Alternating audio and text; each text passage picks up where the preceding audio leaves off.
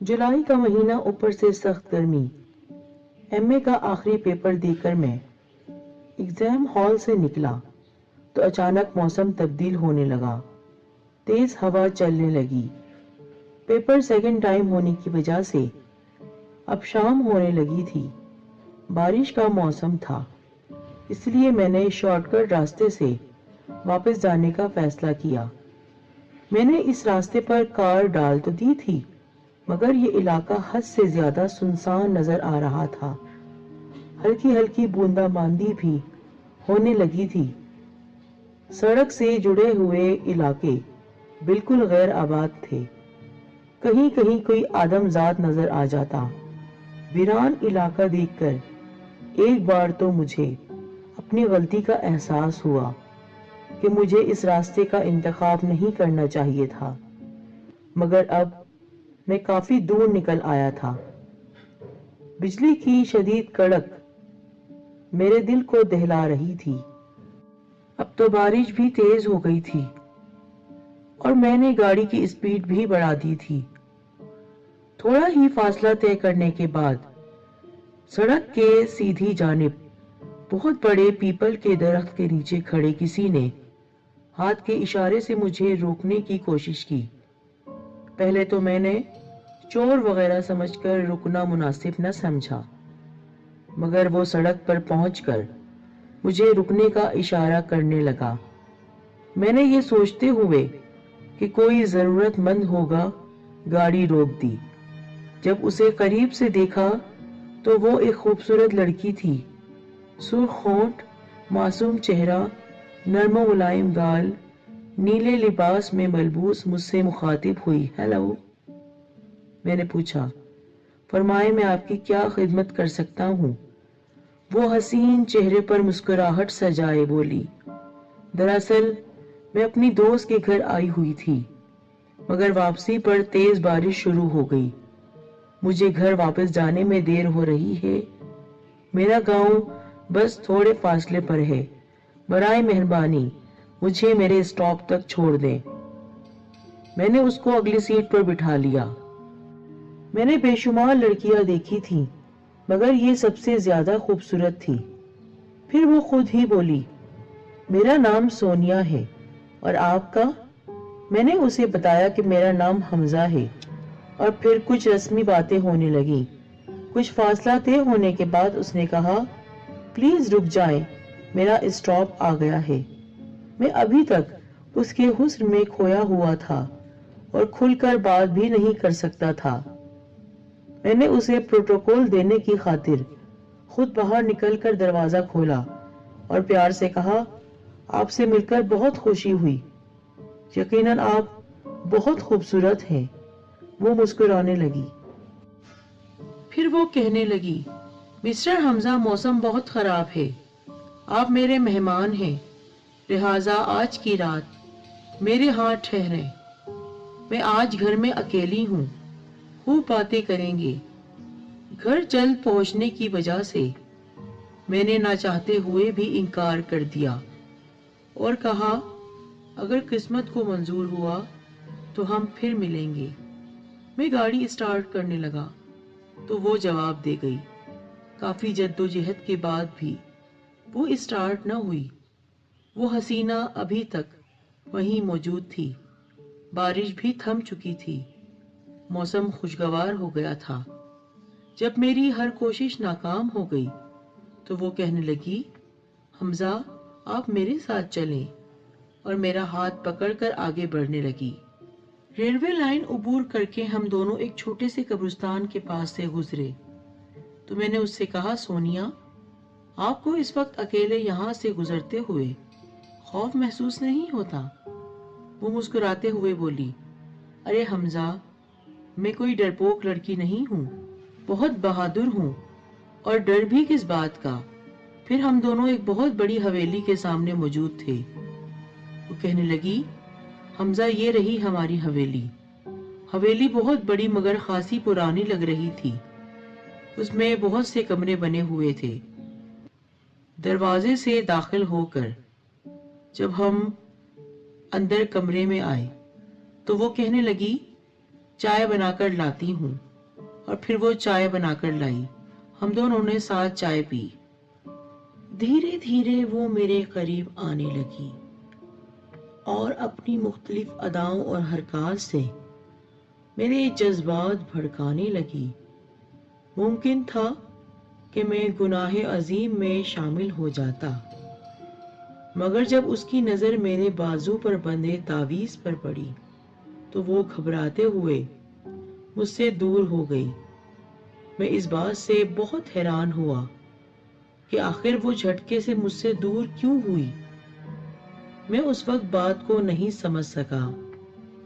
پھر وہ میرے قریب آئی اور کہا کہ ایک خوبصورت حسین لڑکی کے ساتھ آپ ہیں، آپ کو کچھ نہیں ہو رہا؟ کتنے پاگل انسان ہیں آپ کہ حسین اور جمیل لڑکی آپ سے خود کو قریب کر رہی ہے اور آپ انکار کر رہے ہیں۔ وہ مجھے مختلف حرکات اور باتوں سے اپنی طرف مائل کرنا چاہتی تھی، مگر میں اپنے فیصلے پر ڈٹا رہا۔ جب وہ ہر طرح سے مایوس ہو گئی تب یکدم اس کی حالت بدلنے لگی۔ حسینہ کا جسم حد سے بڑھنے لگا، بال کھڑے ہو گئے، آنکھیں خون کی طرح سرخ، رنگ بالکل سیاہ اور ناخن تقریباً 3 فٹ باہر نکلے ہوئے۔ اس کے سارے جسم سے پیپ بہنے لگی۔ 2 بازوؤں کے بجائے اس کے مزید بازو نمودار ہو گئے اور وہ بھیانک چڑیل کی صورت اختیار کر گئی۔ اس کی خوفناک حالت دیکھ کر میں کمرے سے باہر کی جانب بھاگ کھڑا ہوا۔ آج پہلی بار احساس ہوا کہ نہ دکھنے والی طاقتوں کی اصل صورتوں کے سامنے انسان کی حالت کیسی ہو جاتی ہے۔ اس سے پہلے میں نے بہت سی ڈراؤنی کہانیاں پڑھی اور سنی تھی۔ واقعی ان کا سامنا کرنا دل گردے کا کام ہے، مگر یہ کیا! حویلی میں موجود سارے دروازے سرے سے غائب، ہر طرف دیواریں نظر آ رہی تھی۔ اتنے میں وہ چڑیل بھی ہال میں پہنچ گئی اور صوفے پر آرام سے بیٹھ گئی۔ اے لڑکے، تم نے میری بات نہ مان کر بہت برا کیا۔ پھر کہنے لگی، حقیقت میں ایک پیاسی روح ہوں میں خوبصورت نوجوانوں کو ورغلا کر حویلی میں لاتی ہوں، اپنی خوبصورت جوانی کا لالچ دے کر ان کا خون پیتی ہوں، پھر ان کی بلی شیطان کو چڑھاتی ہوں۔ اس سارے عمل کا مقصد شیطان کو خوش کرنا ہے اور خاص شیطانی طاقتوں کا حصول ہے۔ پر جتنی محنت مجھے تم کو بہکانے میں لگی ہے، اتنی محنت تو مجھے کسی کے ساتھ نہیں لگی۔ پھر اس کے بعد پورے کمرے میں اس کی شیطانی ہنسی گونجنے لگی۔ پھر وہ ہوا میں اڑتی ہوئی میری جانب لپکی۔ میں بے اختیار حویلی میں بھاگنے لگا۔ ایک بڑا کمرہ کھلا ہوا تھا، میں اس میں گھس گیا۔ وہاں غلیظ بدبو پھیلی ہوئی تھی، انسانی ہڈیاں فرش پر بکھری ہوئی تھی اور ایک جانب کھوپڑیوں کا ڈھیر پڑا ہوا تھا۔ اتنے میں وہ پیاسی روح بھی کمرے میں داخل ہو گئی۔ حیران کن طور پر اس کا قد بھی لمبا ہو کر چھت سے ٹکرانے لگا۔ وہ ہوا میں کھڑی مجھ پر منہ سے سرخ گولے برسا رہی تھی، جن کی تپش دور سے محسوس ہو رہی تھی۔ اسی لمحے میرے منہ سے آیت الکرسی کا ورد شروع ہو گیا۔ اس کے بعد اس نے مجھے ختم کرنے کی بہت کوشش کی، مگر ناکام رہی۔ کمرے کا دروازہ خود ہی کھل گیا تھا۔ روح بے بس زمین پر بیٹھی ہوئی تھی۔ میں کمرے سے باہر آیا۔ حویلی کے سارے دروازے اب نظر آنے لگے تھے۔ دراصل روح مجھے باہر جانے کا موقع فراہم کر رہی تھی۔ وہ جان چکی تھی کہ ذکر الہی کی برکت سے وہ میرا کچھ نہیں بگاڑ سکتی۔ میں اللہ کا شکر ادا کرتے ہوئے باہر جانے لگا۔ میں کمرے سے باہر آیا۔ حویلی کے سارے دروازے اب نظر آنے لگے تھے۔